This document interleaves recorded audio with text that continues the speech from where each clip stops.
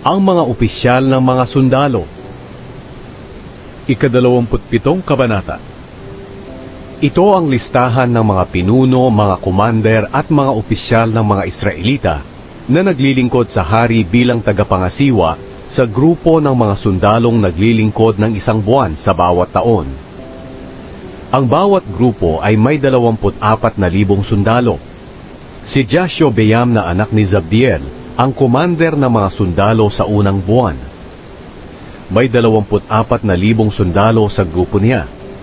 Mula siya sa angkan ni Perez at pinuno ng lahat ng opisyal ng mga sundalo tuwing unang buwan. Si Dodai na mula sa angkan ni Ahowa ang commander ng mga sundalo sa ikalawang buwan. May 24,000 siyang sundalo.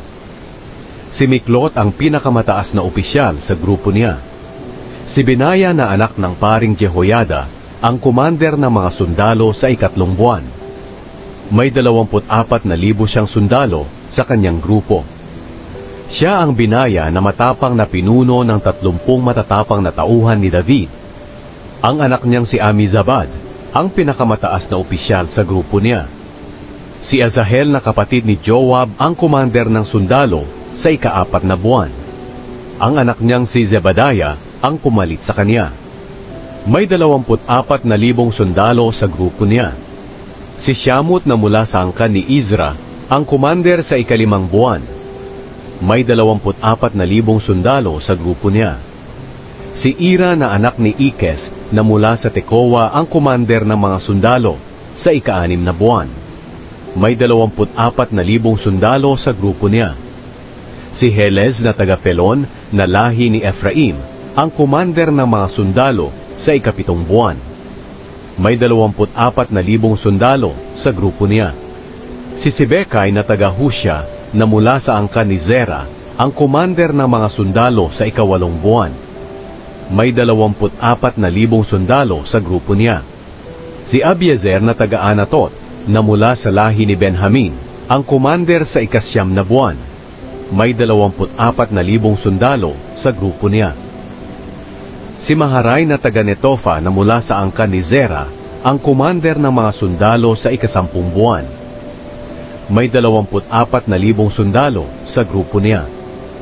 Si Benaya na taga-Piraton na mula sa lahi ni Ephraim ang commander ng mga sundalo sa ika-11 buwan. May 24,000 sundalo sa grupo niya. Si Heldai na taga-Netofa na mula sa angkan ni Otniel ang commander ng mga sundalo sa ika-12 buwan. May 24,000 sundalo sa grupo niya. Ang mga pinuno ng mga angkan ng Israel. Ito ang mga opisyal ng lahi ng Israel. Sa lahi ni Reuben, si Eliezer na anak ni Zikri. Sa lahi ni Simeon, si Shephatiah na anak ni Maaka. Sa lahi ni Levi, si Hashabaya na anak ni Kemuel. Sa angkan ni Aaron, si Zadok. Sa lahi ni Huda, si Elihu na kapatid ni David. Sa lahi ni Isakar, si Omri na anak ni Mikael. Sa lahi ni Zebulun, si Ishmaya na anak ni Obadias.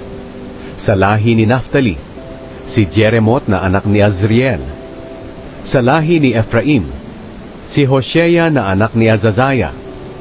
Sa kalahating lahi ni Manase, si Joel na anak ni Pedaya. Sa kalahati pang lahi ni Manase sa Gilead, si Ido na anak ni Zacarias. Sa lahi ni Benjamin, si Jaasiel na anak ni Abner. Sa lahi ni Dan, si Azarel na anak ni Jeroham. Sila ang mga opisyal ng mga lahi ng Israel. Nang sinensus ni David ang mga tao, hindi niya isinama ang mga tao na wala pa sa edad na 20, dahil nangako ang Panginoon na pararamihin niya ang mga Israelita gaya ng mga bituin sa langit. Inumpisahan ni Joab na anak ni Zeruya ang pagsisensus sa mga tao, pero hindi niya ito natapos dahil nagalit ang Diyos sa pagsisensus na ito. Kaya ang kabuuang bilang ng mga Israelita ay hindi na itala sa listahan ni Haring David. Ang mga opisyal sa kaharian. Si Azmavet na anak ni Adiel ang namamahala sa mga bodega sa palasyo ng hari. Si Jonathan na anak ni Uzziah ang namamahala sa mga bodega sa mga distrito, bayan, baryo, at sa mga tore. Si Ezri na anak ni Kelub ang namamahala sa mga nagtatrabaho sa bukid ng hari. Si Shimei na taga-Rama ang namamahala sa mga ubasan ng hari. Si Zabdi na taga-Sepham ang namamahala ng mga produkto nito, ang bunga ng ubas at alak ng hari. Si Baal-Hanan na taga-Geder ang namamahala ng mga puno ng olibo at sikomoro sa mga kaburulan sa kanluran. Si Joash ang namamahala sa mga bodega ng langis ng olibo. Si Sitray na taga-Sharon ang namamahala ng mga kawa ng hayop na pinapastol sa Sharon. Si Shaphat na anak ni Adlai ang namamahala ng mga kawa ng hayop sa mga lambak. Si Obil na Ismaelita ang namamahala ng mga kamelyo. Si Jedaiah na taga-Meronot ang namamahala ng mga asno. Si Jaziz na Hagreyo ang namamahala ng mga tupa. Silang lahat ang mga opisyal na namamahala sa mga ari-arian ni Haring David. Si Jonathan at tiyuhin ni Haring David ang tagapayo niya. Isa siyang matalinong tao at manunulat. Si Jehiel na anak ni Hakmoni ang guro ng mga anak ng hari. Si Ahitofel ang isa pang tagapayo ng hari. Ang arkeyo na si Hushai ay malapit na kaibigan ng hari.